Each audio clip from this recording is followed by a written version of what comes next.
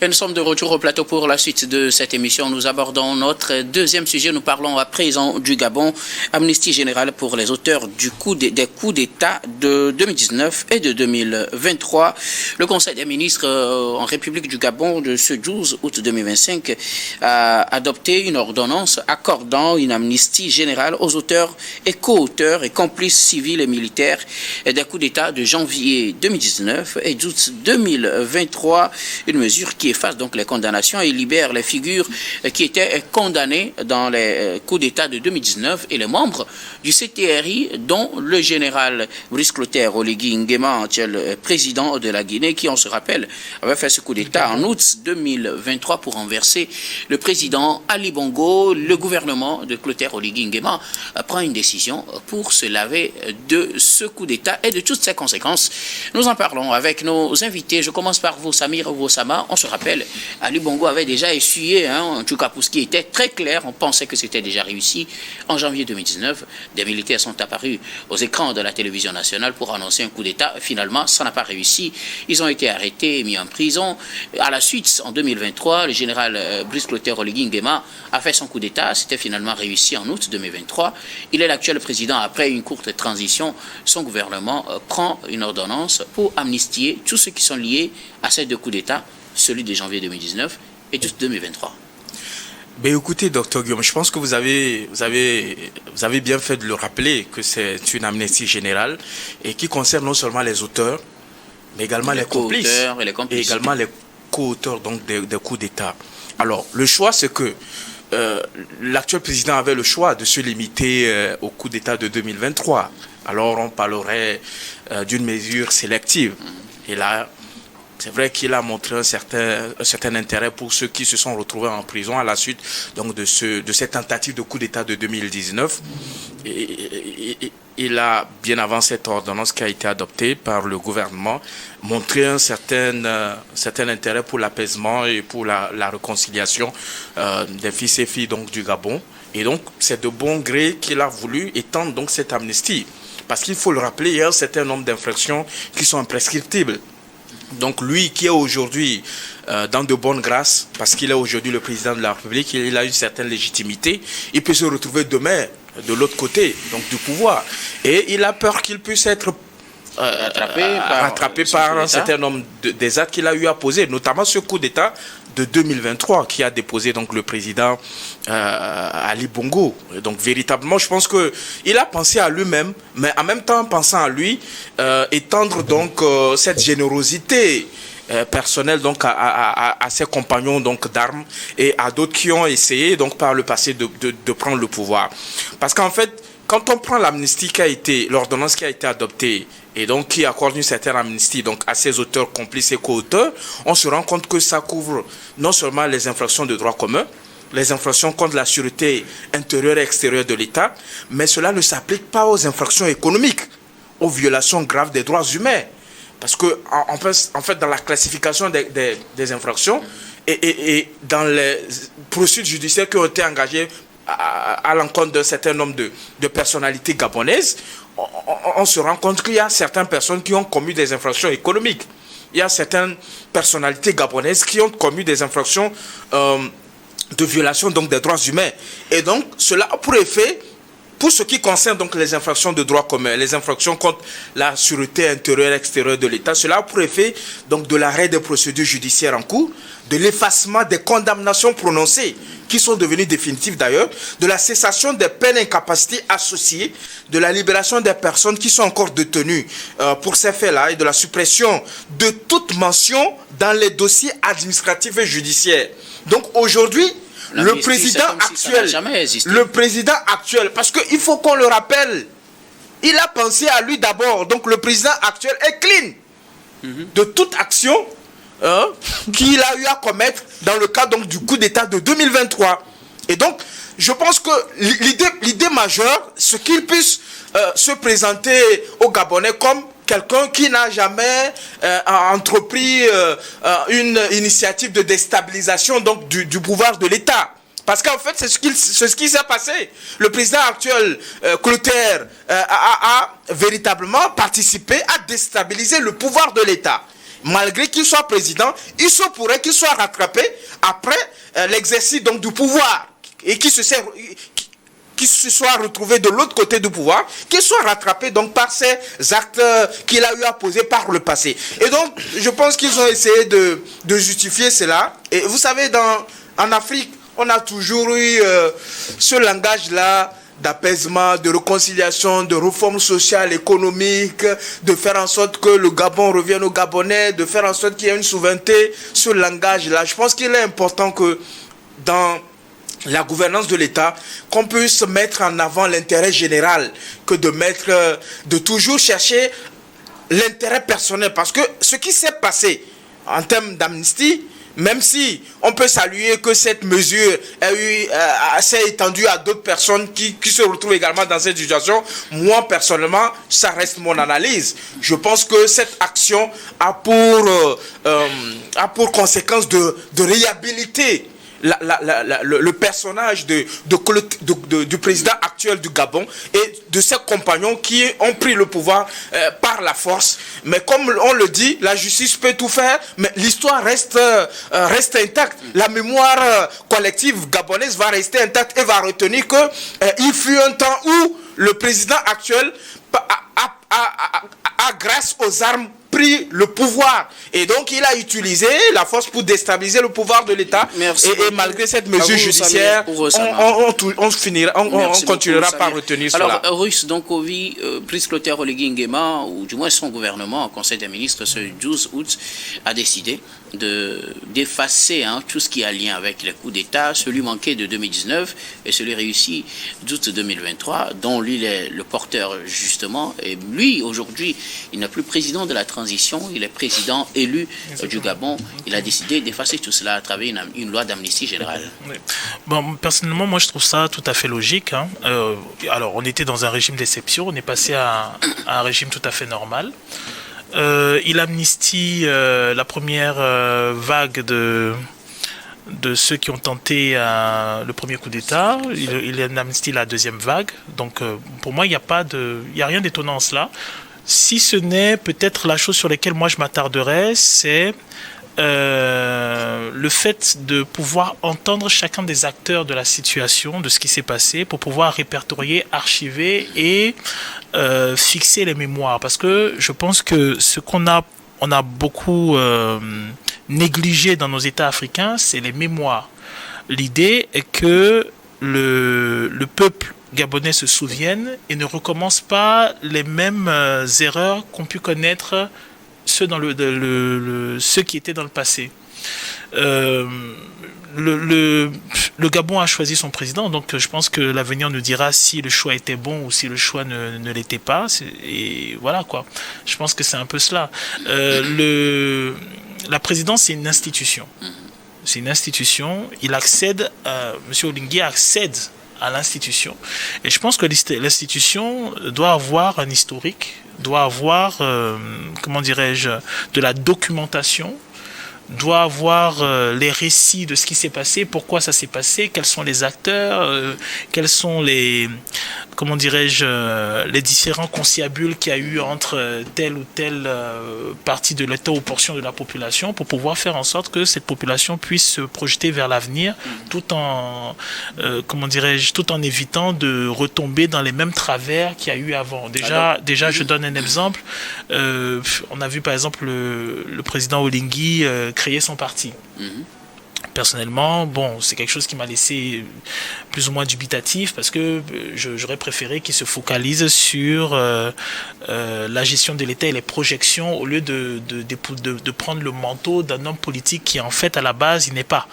Donc les gens peuvent se poser légitimement la question de savoir s'ils vont retourner dans quelque chose qu'ils ont déjà connu, à savoir la dynastie Bongo. Va-t-on assister à la dynastie Oligui? Puisqu'il crée un parti politique, ça veut dire qu'il veut rester aussi longtemps que possible. Mettons que le problème qu'il y a avec nos partis politiques, c'est que l'homme, c'est un parti qui est à l'image de l'homme et non l'homme qui est à l'image d'un parti. Donc le souci, c'est que dès lors qu'on retire l'homme du parti, c'est une coquille vide. Raison pour laquelle, au final, le parti ne se résume qu'à à l'homme.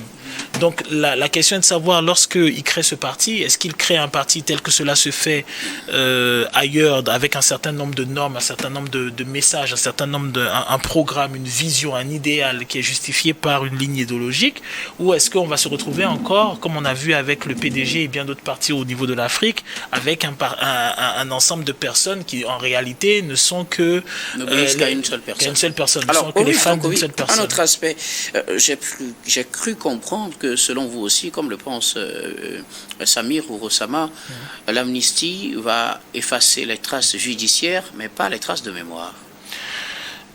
L'amnistie, pour moi, effectivement, comme le dit Samy, ça va préserver tous ceux qui ont commis ce acte-là. Donc, ça leur permet d'éviter les poursuites judiciaires. Ça, c'est vrai. Mais notre comment dirais-je, notre défaut, notre crime récurrent dans nos États africains, c'est ne pas faire le devoir de mémoire. Parce que la vérité, c'est que... donc ça pourrait l'effacer si on ne fait pas ce devoir de mémoire. Si on ne fait pas ce devoir de mémoire, ça effacera la mémoire et on recommencera exactement la même chose que ce que l'on fait. Merci beaucoup. Voilà. Je reviendrai à vous tout à l'heure pour un autre aspect de la question. Louis Kamako, le gouvernement gabonais a décidé de prendre une ordonnance d'amnistie générale pour les auteurs, les complices, les co-auteurs des coups d'État, celui manqué de 2019 et celui réussi d'août 2023. Oui, je crois que c'est un acte bien mûri de la part de Brice Nguema, d'autant plus que lui-même il est auteur de coups d'État et que si c'était pas malheur, il avait raté ce coup d'État-là, je crois qu'il vivrait la même situation que ceux qu'il vient de libérer ou bien ceux à qui il vient d'offrir cette amnistie. D'offrir cette amnistie. Je crois que c'est une décision qui s'inscrit dans une pacification post-crise. Et donc je crois que avec ça, on tend vers un retour à la normalité politique au Gabon. Donc le pouvoir veut justement éviter de nouvelles tensions. Et avec ça, je crois que c'est la réconciliation nationale du Gabon qui est amorcée comme ça. C'est pour ça que je dis que c'est un acte fort de la part de ce président-là qui non seulement s'est monté stratégique, parce que en libérant justement les anciens fauteurs de troubles ou bien en libérant les anciens auteurs de coups d'État, je crois que il veut stabiliser son régime. Il stabilise son régime comme ça. En le faisant, il est en train de neutraliser d'éventuels opposants militaires, parce que tous ceux qui ont été arrivés, je pense que ce sont ses frères d'armes, et donc quand ils seront en prison, je crois qu'ils auront dehors leurs éléments, et donc ces éléments-là, d'autant plus qu'ils sont dehors, il verra d'un mauvais œil le président Brice Nguema. Mais aujourd'hui, en les libérant, il renforce en fait son image d'homme d'État qui incarne le pardon. Donc je crois qu'il fera désormais l'unanimité autour de lui. Il va consolider son pouvoir, il va diriger tranquillement et comme je l'ai dit, c'est un symbole fort de la part de cet homme-là. Donc désormais, devant lui, il n'y a plus de boulevard. Il n'y a plus de boulevard. Donc c'est le côté en fait positif de la chose. Mais comme les uns les autres l'ont dit, je crois que c'est un acte en fait qui compromet un processus démocratique, ou bien qui compromet les principes démocratiques d'un pays. L'amnistie ou bien le coup d'État? Non, l'amnistie, le fait d'avoir libéré ces auteurs-là sans pouvoir c'est-à-dire que non seulement c'est un acte d'impunité, mais aussi sans compromettre les principes démocratiques. Je crois que les uns les autres l'ont dit. Parce que nos textes constitutionnels condamnent des coups d'État. Et la sûreté à l'atteinte de l'État, ce sont des choses qui sont condamnables dans presque toutes les constitutions au monde. Et comme ça, et quand vous venez et que vous ne jugez même pas ces messieurs-là et que vous les libérez comme ça, je pense que en soi, c'est un acte qui va peut-être encourager les uns les autres.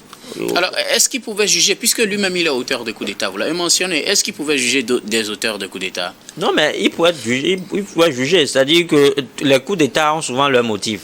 D'abord, il va se dire que, comme je l'ai dit, c'est un acte de réconciliation qu'il est en train de prôner. Mais sauf que là, que ceux qui sont, en tout cas, impliqués dans le coup d'État de 2019 ont déjà été inculpés, ils sont en prison, la plupart pour 15 ans de prison.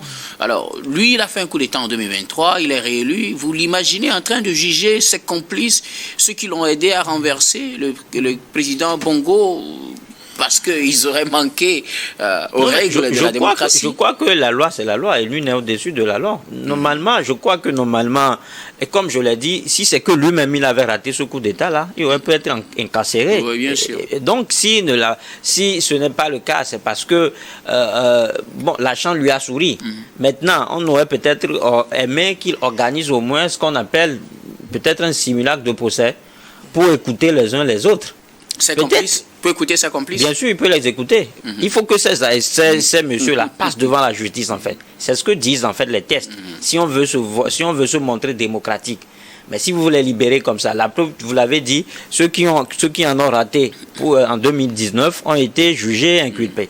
Et ont été jugés et condamnés. Donc ça veut dire que normalement, c'est ce qu'il y a lieu de faire. Il est allé trop vite en besoin, c'est-à-dire qu'il a escalmoté. Ça y est, vous pensez qu'il ne devait pas avoir d'amnistie tant qu'il n'y a pas encore eu de procès? Voilà, il doit avoir de procès. Malheureusement, merci beaucoup. En tout cas, vous avez compris. Mais celui qui devait, en tout cas, initier ce procès est celui qui est d'ailleurs le cerveau. Non, mais si c'est lui, on nous dit que dans un État démocratique, il y a 3 pouvoirs. Il y a l'exécutif, il y a le judiciaire, il y a le législatif. Il devait laisser la justice faire. Il devait justement laisser la justice faire son travail. Mais même quand on sait que lui, là où il est couvert d'une unanimité. Merci beaucoup. À vous, Louis Kamako, on a compris votre position. Alors, un autre aspect de la question, Samirou Osama, c'est vrai, Brice Clotaire Oligui Nguema a amnistié les auteurs du coup d'État raté, du coup d'État réussi. Mais est-ce que, dans une certaine mesure, cela n'encourage pas les gens, peut-être, à tenter face à lui, si lui aussi, peut-être on estime qu'il ne gère pas bien le pays, il ne vient pas de montrer la voie aux gens que vous pouvez faire un coup d'État, pourvu que vous puissiez réussir, vous allez vous amnistier vous-même après. Ben écoutez, je pense que le président actuel jouit d'un certain nombre de prérogatives, notamment le pouvoir de pouvoir prendre une amnistie pour libérer un certain nombre de personnes de leur situation judiciaire. Et donc, la procédure telle qu'elle est enclenchée, telle qu'elle est prise, notamment par le biais d'une ordonnance, elle est légale. Mais après, il faut qu'on s'interroge véritablement, comme vous le dites véritablement. Et vous imaginez que le Gabon, c'est un pays qui a connu des situations assez délicates.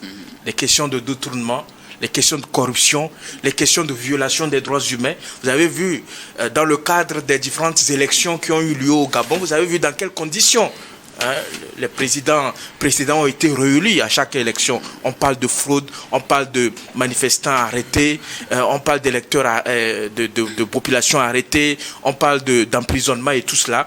Et donc, le meilleur mécanisme, c'était qu'on puisse, même si j'ai quelques réticences par rapport à ce mécanisme, les commissions vérité, justice et réconciliation, je pense que c'est un bon mécanisme qui permet de faire la lumière sur un certain nombre d'événements sociopolitiques qui ont eu lieu sur une période donnée et permettre à ce que, dans le cas des auditions qui vont être prises et dans le cas des résolutions qui vont être prises, que cela émane des groupes organisés de la population, que ces résolutions, ces recommandations d'amnistier telle ou telle personne, que cela émane donc des groupes organisés de la population, cela donnerait beaucoup plus de légitimité populaire par rapport à cette mesure. Parce que là, il jouit, il use donc de ses prérogatives de président de la République, ce qui n'est pas assez confortable. Alors, maintenant, après, est-ce que ça donne la voix à des gens, ça encourage? Non, je pense que l'aspect que vous évoquez est tout à fait normal, qu'on s'interroge véritablement. Est-ce que les gens ne seront pas tentés de pouvoir faire du push à un ancien pushiste véritablement, parce qu'ils se disent que,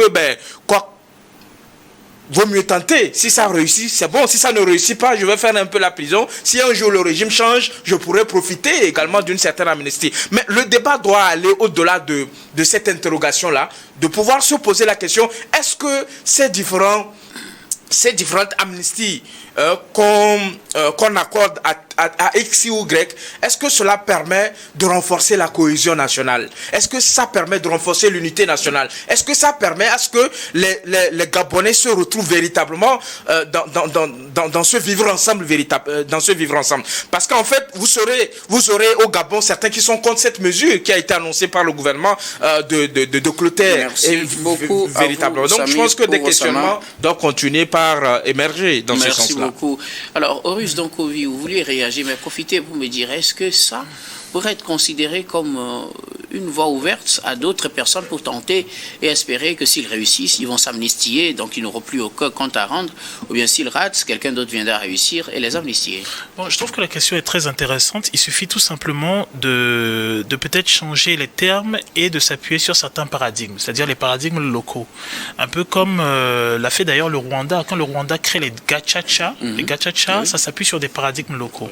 Donc, ce qui peut être intéressant, c'est s'appuyer sur des paradigmes nationaux qui eux-mêmes sont hérités des paradigmes culturels des différents peuples des paradigmes des peuples qui constituent la nation gabonaise. Et d'ailleurs, c'est ce qu'il a commencé à faire quand on le voit dans sa relation au traditionnel. Et donc, par conséquent, peut-être qu'il faut amplifier. C'est-à-dire, ce qui aurait été intéressant, par exemple, je donne un exemple pour rejoindre ce que Louis disait, c'est des tribunaux d'exception. Donc des tribunaux qui n'ont pas besoin d'être publics, mais qui ont besoin d'être archivés, où on va écouter les personnes. Parce que c'est dangereux de relâcher des personnes sans les avoir écoutées. Voilà. Il faut connaître, il faut décrypter les processus qui ont amené à la crise. Mais ça a été fait pour le coup d'État manqué de 2019. Ça a été fait, rassurez-vous, ils ont été condamnés. Oui, mais on ne sait pas comment ça a été fait, comment ça a été condamné. Je rappelle qu'à l'époque, il s'agissait du gouvernement Bongo. Ouais. Et donc, il s'agissait de grandes griffes de putschistes. On les a attrapés. Exactement. Et donc, ce qui est intéressant, c'est de connaître les processus qui ont mené à cela. Que ce soit pour la première tentative de coup d'État et la deuxième tentative de coup d'État. Libre maintenant, par rapport au paradigme gabonais, de donner un nom à ce processus-là. Comme au Rwanda, on a donné Gachacha. Libre aux Gabonais de donner un nom. Alors, maintenant, ça ne serait pas très mal vu de voir Clotaire Oligui Nguema envoyer ses proches devant ces tribunaux, non, justement, et que lui-même il soit tranquille dans son coin? Non, il ne s'agit pas de les envoyer devant des tribunaux, il s'agit de les envoyer devant une institution qui prend... Peu importe le nom que vous lui donnez. Est-ce que ce serait pas mal vu? Non, c'est pas mal vu. Si, justement, c'est pour ça que je dis de s'appuyer sur des paradigmes traditionnels, parce que dans nos traditions, on connaît bien le processus qui consiste à se confesser avant d'être pardonné. Et d'ailleurs, parce que je vois qu'il fait beaucoup l'exercice là, je pense qu'il est dans cet exercice quand, par exemple, à un moment, d'une certaine manière, il a en griffe gracié Ali Bongo et sa famille, quand il leur permet de sortir, et ainsi de suite. Sauf que même là, il y a des mécontentements, parce que il aurait peut-être fallu situer les populations sur la richesse accumulée par cette famille-là et voir dans quelle mesure il faut que ça soit restitué au peuple gabonais pour son développement. Donc, je pense qu'il y a un travail à faire là, mais c'est important de nourrir la conscience collective qui permette de ne pas retomber à chaque fois dans les mêmes travers. Merci beaucoup, Horus Donkovi. Louis, que dirait-ce la voie ouverte à d'autres tentatives de coup d'État dans l'espoir de pouvoir réussir à se gracier, s'amnistier plutôt, ou plutôt peut-être une fois pour de bon et on tourne la page? Oui, je crois que j'ai déjà commencé par répondre à cette question, mais je vais continuer par dire que cette amnistie, pour moi, crée un précédent dangereux. C'est-à-dire que dans l'idée des Gabonais, pas seulement dans les Gabonais, mais dans l'idée de tout Africain, parce que nous sommes à l'événement des coups d'État, les gens vont banaliser les coups d'État, ils vont se dire que renverser un gouvernement, ça n'amène forcément pas des sanctions, comme tu l'as dit, parce qu'ils vont dire que l'essentiel, c'est que on peut tenter au nombre de fois qu'on veut un coup d'État, et l'essentiel, c'est que ça arrive à réussir un jour et que celui qui sera là viendra libérer. Donc je crois que c'est un précédent très très dangereux qui non seulement aura des implications sur le Gabon, mais sur tout l'ensemble du continent africain, surtout dans les pays où les gens nourrissent encore l'idée de renverser des régimes solidement assis de façon démocratique, des présidents démocratiquement élus. Donc je crois que là aussi on tend vers ce qu'on peut appeler la légitimation d'un coup d'État. parce que les gens ont justement essayé, ont à un moment déstabilisé les institutions de la République, ils n'ont pas été inquiétés. Donc pour les autres, c'est un message, et ils vont justement essayer de suivre ces pas. C'est pour ça que je dis que ce qu'on souhaite ici, c'est pas forcément, c'est à dessein que j'ai évoqué le mot simulacre de procès tout à l'heure. Et Auguste a bien fait de revenir là-dessus. Pour ces genres de procès, je crois qu'il y a des tribunaux militaires qui sont y dédiés.